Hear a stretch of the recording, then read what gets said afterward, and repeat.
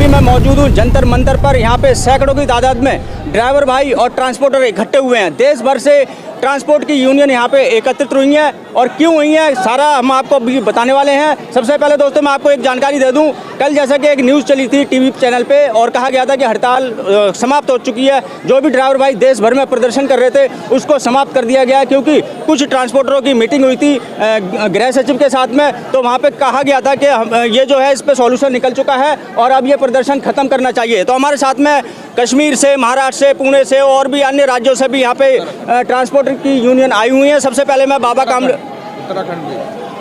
उत्तराखंड से भी और देश के अनेक राज्यों से यहाँ पे ट्रांसपोर्ट यूनियन के प्रेसिडेंट मौजूद हैं। सबसे पहले मैं बाबा कामले जी से जानना चाहूँगा। बाबा कामले जी, जैसा कि न्यूज़पेपर में न्यूज़ चैनल पे कल ये बताया जा रहा था कि अब ये प्रदर्शन हमारा समाप्त हो चुका है, ड्राइवर भाइयों से ये अपील की जा रही थी कि आप अपने काम पे लौटिए। क्या देश भर में जो truck driver, bus driver, auto taxi driver जो प्रदर्शन कर रहे थे, क्या अब उसे समाप्त कर दिया जाना चाहिए या फिर जिस तरह से आप इस प्रदर्शन को आगे बढ़ाने की कोशिश कर रहे हैं या ये जारी रहेगा? कृपया हमें बताइए। ये जो आंदोलन है ये जारी रहेगा जब तक ड्राइवरों की मांगे पूरी ना हो, तब तक ये आंदोलन शुरू रहेगा। हमारी डिमांड क्या है ये सरकार को पहले सोचना चाहिए। कल सरकार ने जो ट्रांसफरों से बात की हम उसके खिलाफ नहीं है, लेकिन हमारी डिमांड ये है कि हम चाहते हैं राष्ट्रीय चालक आयोग, हम चाहते हैं देश भर के ड्राइवरों के लिए वेलफेयर बोर्ड, हम चाहते हैं देश भर के ड्राइवरों को बच्चों के लिए सुविधा, शिक्षा और बुढ़ापे में पेंशन। नहीं, अभी जो आप ये आंदोलन प्रदर्शन कर रहे हैं, ये काला कानून जो आप कह रहे हैं उसके ऊपर कर रहे हैं ना, ये तो एक चलो आप इसके साथ साथ में इसको जोड़ रहे हैं क्या, ये तो अलग मैटर हो गया। अभी जो काला कानून जो सरकार ने पास किया है कि ड्राइवर अगर एक्सीडेंट करता है उसको 10 साल की सज़ा मिलेगी और 7 लाख रुपए तक का उसको जुर्माना देना पड़ेगा, अभी इसे लागू नहीं किया गया। तो आप ये बताइए, अगर सरकार नागरिकों की जान को बचाना चाहती है, एक्सीडेंट को रोकना चाहती है, तो आप लोगों को क्या क्या इससे समस्या क्या हो रही है? देखिए, इस काले कानून के खिलाफ लोगों में गुस्सा क्यों है ये बात आपको पहले समझनी पड़ेगी। गुस्सा इसलिए है कि ड्राइवरों को रास्ते पे मारा जा रहा है, पीटा जा रहा है। ये आज की घटना नहीं है, काफ़ी दिनों से ये हादसा अक्सर हो रहा है। तो इसके लिए ड्राइवरों के दिल में गुस्सा है और इस गुस्से में जो तेल में हम बोलते हैं आग में तेल डालने का काम सरकार ने किया है। सरकार का कहना ये भी है कि अगर भीड़ किसी को मारती है तो उसके ऊपर भी हमने एक कानून बनाया, मॉब लिंचिंग के नाम से आप जानते होंगे, कानून एक है बनाया हुआ। अगर भीड़ किसी को मारती है तो उस पर भी 10 साल की कार्रवाई की जाएगी, उसको भी 10 साल की सज़ा होगी। जब को मॉब ब्लीचिंग जो कानून सरकार बोल रही है, ये ड्राइवरों के अक्सर तो कभी उसकी सुनवाई होती नहीं है। तो ये बात आप समझ लीजिए कि ड्राइवर का ज़िंदगी रास्ते पे है। जो बड़े गाड़ी वाले उनको अक्सर मारा जा रहा है, पीटा जा रहा है, उनके साथ बदसलूकी हो रही है और सरकार बोल रही है कि ये लोग भाग जाते। अरे भागेंगे नहीं तो उनको अगर मारा पीटा जाएगा, उनके जान के साथ में कुछ हो गया तो उसकी जवाबदारी कौन है? तो ये समझना होगा बात को, आपको ये बात को समझना होगा कि हर जगह जब भी हादसा होता है तो पब्लिक पहले ड्राइवर को मारती पीटती है, तो ड्राइवर अपनी जान बचाने के लिए भागता है। ये समझ समय की बात है, इस बात को सरकार को समझना होगा। अभी कल मैं एक बयान टीवी पे सुन रहा था, केंद्रीय मंत्री ये कह रहे थे ड्राइवर अगर मान लीजिए कहीं एक्सीडेंट ड्राइवर ने कर दिया और अगर वो वहाँ रुकना नहीं चाहता, उसको डर लगता है कि भीड़ मुझे मार देगी या मेरे हाथ पैर तोड़ देगी या मतलब उसके साथ में कोई घटना कर सकती है, तो वो ये कह रहे थे वो उस जगह से जाके जो भी नज़दीक पुलिस स्टेशन हो, SDM ऑफिस हो, वहाँ जाके सूचित करे जिससे कि उसकी जो सज़ा है कम हो पाए। देखो, अभी मैं महाराष्ट्र से हूँ, ये हमारे मीर साहब कश्मीर से है, ये हमारे उत्तराखंड से आए हुए, हमारे दिल्ली के भाई यहाँ पर मौजूद है, मध्य प्रदेश से मौजूद है। देखो, अभी दिल्ली में मैं जहाँ पे खड़ा हूँ, यहाँ का पुलिस थाना मुझे तो पता नहीं कहाँ पे पुलिस थाना है। जब भी कोई हादसा होता है तो ड्राइवर भागता है, बाद में पुलिस थाना पता चलता है, बाद में ये सारी बातें तो सरकार, जैसे केंद्रीय मंत्री ये कह रहे थे, वो वहाँ से भाग कर अगर नज़दीकी पुलिस स्टेशन में सूचित कर देता है तो उसकी सज़ा को कम किया जा सकता है। क्या आपको इस चीज़ पे विश्वास है कि जो मंत्री जी कह रहे हैं कि ऐसा हो सकता है? देखो पुलिस स्टेशन में तो हर साल इनकी पुलिस है, ड्राइवर की तो सुनवाई होती नहीं, बेचारा डर जाता है। सूचित करना जरूर, लेकिन पुलिस स्टेशन ही पता नहीं। अगर हम यहाँ से बम्बई जाएंगे तो वहाँ का पुलिस स्टेशन हमें क्या पता है कहाँ पर है। तो सबसे पहले ड्राइवर तो सुरक्षित जगह पे जाएगा, उसके बाद में उन्हें बोलना चाहिए। तो सरकार ने हेल्पलाइन जारी करना चाहिए ना। अभी टेक्निकी ज़माना है, मोबाइल के अंदर सारी बातें होती है, तो सरकार ने हेल्पलाइन जारी करना चाहिए कि जहाँ भी हादसा होता है ड्राइवर उसको हेल्पलाइन में मैसेज देगा, सूचित कर देगा। तो सरकार का काम है ये। तो अच्छा, बहुत बहुत धन्यवाद बाबा कामले जी। हमारे साथ में और भी साथीगण मौजूद हैं, हम इनसे भी जानने की कोशिश करेंगे। शब्बीर जी हमारे कश्मीर से आए हैं। शब्बीर जी, आप ये बताइए, ये जो कानून बनाया है सरकार ने, इसमें आपको कौन कौन सी चीज़ें हैं जो गलत लगती हैं, जो ड्राइवरों के हित में नहीं है? जी शुक्रिया आशु जी आपके इस चैनल का। तो मैं यही कहूँगा, ये तो कानून ही गलत है जो उन्होंने लाया है। 102 के तहत जो ये बोलते हैं कि इसमें सज़ा लगेगा ड्राइवर को। आप देखिए, अगर कहीं पे हिट एंड रन केस में ये बोलते हैं कि ड्राइवर वहाँ से भागना नहीं चाहिए। ड्राइवर अगर भागेगा नहीं, अगर कोई इंजर्ड होता है गाड़ी के टक्कर से, अगर ड्राइवर भागेगा नहीं, उस टाइम ड्राइवर को ही वो लोग मारेंगे। उसकी रिस्पॉन्सिबिलिटी कौन लेगा उस टाइम? एक तो ये गलत बात है।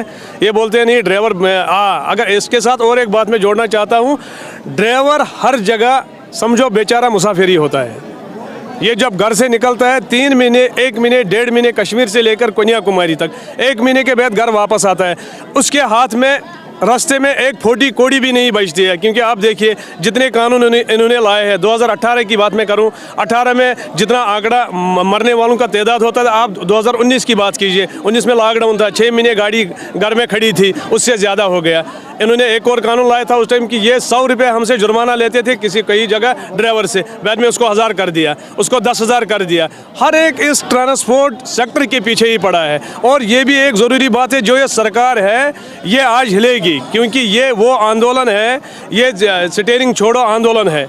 अगर हम यहाँ से जाने वाले नहीं है। जब तक ये कानून वापस नहीं होगा तब तक हम इस कानून की विरोध करते रहेंगे और करेंगे। बहुत बहुत धन्यवाद शब्बीर जी आपका। तो ये बताइए, ये जो कानून बनाया है, इस कानून में जो धाराएं जोड़ी गई हैं, जैसे मान लीजिए एक नई धारा 306A जोड़ी गई है, एक बी जोड़ी गई है, जिसमें 10 साल तक की सज़ा का प्रावधान है। लेकिन अगर आप घायल को हॉस्पिटल में पहुंचा देते हैं तो आपकी सज़ा को कम किया जा सकता है, आपके जुर्माने को, पेनल्टी को कम किया जा सकता है।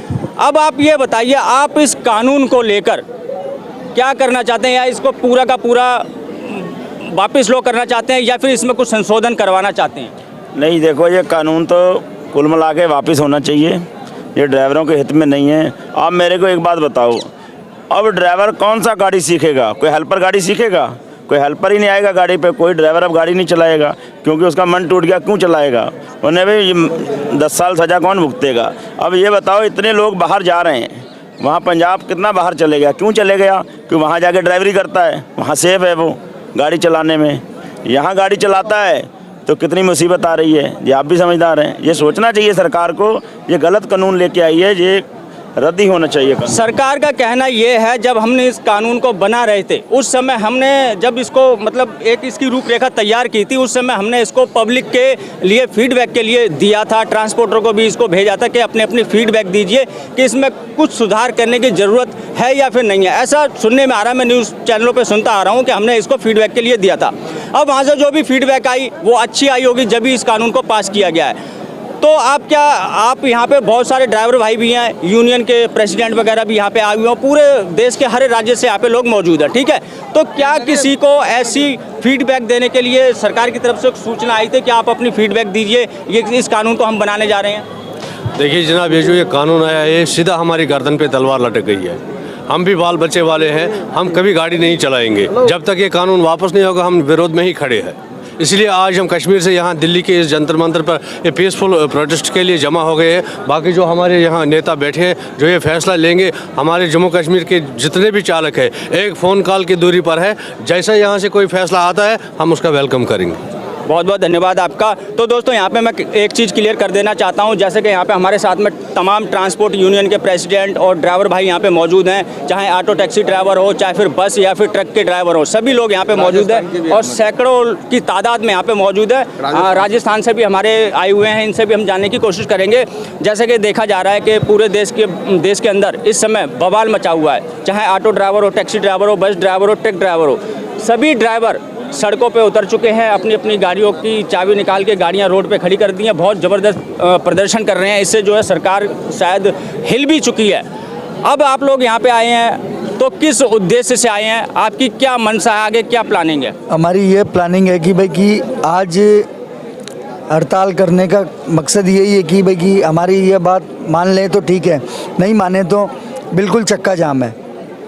और हम बहुत जल्दी एक ऐसा दिन डिसाइड करेंगे जो पूरे भारत में कि घर से कोई भी साधन घर से बाहर नहीं निकलेगा, पूरे भारत में। तो दोस्तों यहाँ पे मैं बता दूँ, तमाम यूनियन के प्रेसिडेंट और ड्राइवर भाइयों को आपने सुना, इनका आखिरी फैसला यही है कि जब तक सरकार इस कानून को वापस नहीं लेगी, ये इस प्रदर्शन को इसी तरीके से जारी रखेंगे, जारी ही नहीं रखेंगे। दोस्तों इनका कहना ये है कि अभी जो थोड़ी स्लो रफ्तार से ये प्रदर्शन चल रहा है, इसको और आगे चलकर हम तेज़ी से करेंगे और पूरे देश के अंदर एक दिन ऐसा चक्का जाम करेंगे कि ना तो कोई निकल पाएगा, ना आ पाएगा, ना जा पाएगा। जैसे इस समय दिक्कत हो रही है तेल को लेके, पेट्रोल को लेके, डीजल को लेके, खाने पीने की वस्तुओं को लेके दिक्कत हो रही है। आने वाले समय में जिस प्रकार से ये चेतावनी दे रहे हैं, अगर ऐसा आंदोलन हो जाता है तो पूरे देश के अंदर खलबली मच सकती है। तो दोस्तों आगे की जो भी जानकारी अगर आप देखना चाहते हैं इस आंदोलन के बारे में, इस प्रदर्शन के बारे में, तो दोस्तों चैनल को आपको सब्सक्राइब करके बेल आइकन को जरूर दबा देना है, क्योंकि दोस्तों मैं इस मुद्दे को लेकर आपको हमेशा नई नई अपडेट देता रहूँगा। तो बस दोस्तों इस वीडियो को करूँगा यहीं पर समाप्त, मिलेंगे किसी और जानकारी से भरपूर वीडियो में, तब तक के लिए जय हिंद, जय भारत। ड्राइवर एकता जिंदाबाद, ड्राइवर एकता जिंदाबाद, ड्राइवर एकता जिंदाबाद।